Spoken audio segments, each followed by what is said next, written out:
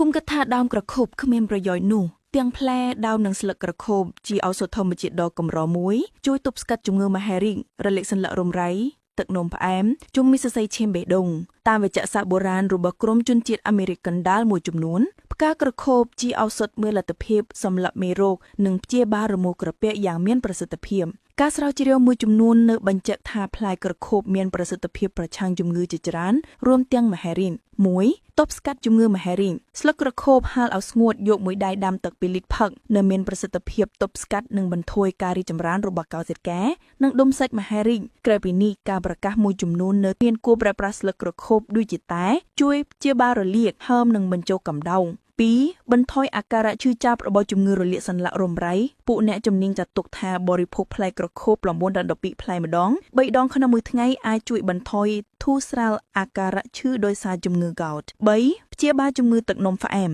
វិធីទី1យកសម្បកដាំក្រខប់ដាំទឹក1លីត្រផឹកវិធីទី2ទទួលទានផ្លែក្រខប់12ផ្លែវិធីទាំងពីរនេះមានលទ្ធភាពបន្ថយបរិមាណស្ករកណ្ដុញឈាមអាស្រ័យហេតុនេះវាคล้ายទៅជាអាហារដ៏អស្ចារ្យមួយសម្រាប់អ្នកជំងឺទឹកនោមផ្អែម4ការពារសរសៃឈាមបេះដូងទទួលទានផ្លែក្រខប់100ក្រាមប្រហាក់ប្រហែលនឹង150មីលីក្រាមវីតាមីន C ហើយដែលវីតាមីននេះត្រូវបានដឹងថាជាសមាសធាតុប្រឆាំងអុកស៊ីតកម្មខ្លាំងហេតុនេះអាចទប់ស្កាត់ជំងឺសរសៃឈាមបេះដូងដូច្នេះចូលគុំគិតថាដើមក្រខប់ជារុក្ខជាតិងាយដុះនិងគ្មានប្រយោជន៍អាយសោះចូលបរិភោគតិចបំផុត30ផ្លែក្នុងមួយថ្ងៃដើម្បីចាំងទប់ស្កាត់ភាពចាស់ការពារសរសៃឈាមបេះដូងនិងប្រព័ន្ធរំលាយអាហារចែករំលែកប្រាប់តៗគ្នាផង